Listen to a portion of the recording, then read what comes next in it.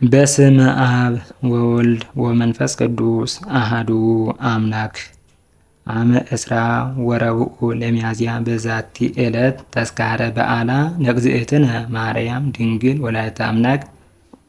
አንድ አምላክ በሚሆን በአብ በወልድ በመንፈስ ቅዱስ ስም ሚያዝያ 21 ቀን የሚነበብ መጽሐፈ ስንክሳር። በዚች ቀን አምላክን የወለደች የእመቤታችን የከበረች ድንግል ማርያም የበዓሏ መታሰቢያ ነው። እርሷ ወደ ተወዳጅ ልጇ ስለ ሰው ልጆች ትማልዳለችና ስሟን ለምንጠራ ለእኛ ኃጢአታችንንም ታስተሰርይልን ዘንድ፣ ስለዚህም በየወሩ ሁሉ መታሰቢያዋን ልናደርግ ይገባናል።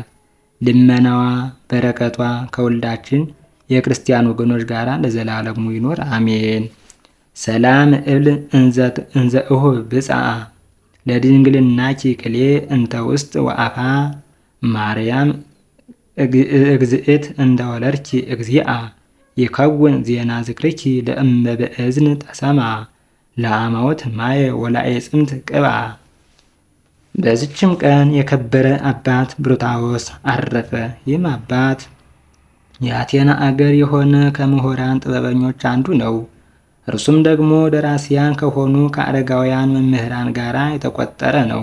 ሐዋርያው ቅዱስ ጳውሎስንም ተገናኝቶት ስለ ቀናሽ ሃይማኖት ተከራከረው። የክብር ባለቤት የጌታችን የኢየሱስ ክርስቶስ ሃይማኖት የቀናች እንደሆነ ተረድቶ አመነ። በሐዋርያው ጳውሎስ እጅ ተጠምቆ የቤተ ክርስቲያንን ሕግና ሥርዓት ተማረ።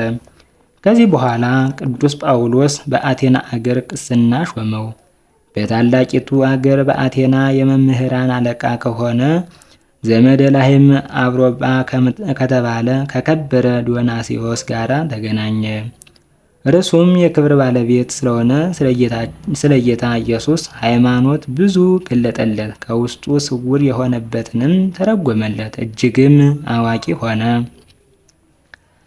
ይህም አባት አምላክን የወለደች እመቤታችን የከበረች ድንግል ማርያም ባረፈችበት ቀን ደርሶ በሐዋርያት መካከል ቆመ።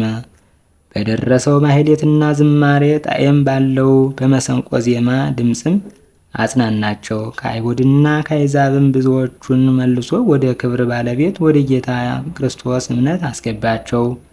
በተሰጠችውም ጸጋ ነግዶ ታላቅ ትርፍ አስገኘ።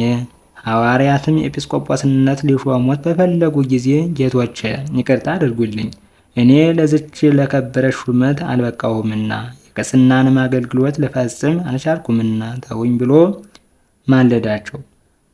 በእውቀቱና በሥራው ሰማያዊ ሀብትን ተቀብሎ ወደ ክብር ባለቤት እግዚአብሔር ሄደ። በረከቱ ከእኛ ጋር ትኑር ለዘላለሙ አሜን።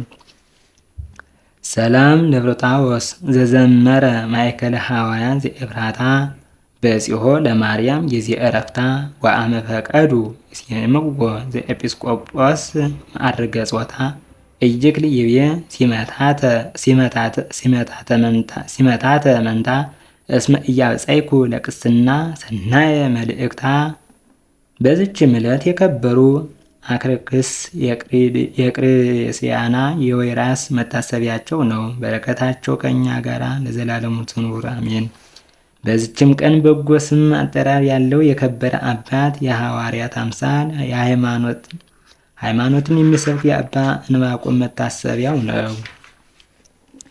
ይህንም ቅዱስ በአባ ጴጥሮስ ዘመን ይሁም የክርስትና ጥምቀትን ያጠመቀውና ያስተማረው ነው። እስከ አባታችን ተክለ ሃይማኖት ገዳም ድረስ እግዚአብሔር ከሩቅ አገር ጠራው። ከዚያም የምንኩስና ልብስ አለበሰው። ከዚህ በኋላ በአባታችን ተክለ ሃይማኖት ወንበር ለመሾም እስከተገባው ድረስ በበጎ ገድል ሁሉ ሊጋደል ጀመረ።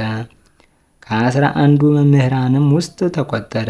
ብዙ መከራ ስደትና ድካምን ከተቀበለ በኋላ ወደ ወደደው እግዚአብሔር ሄደ። በረከቱ ከእኛ ጋር ትኑር ለዘላለሙ አሜን።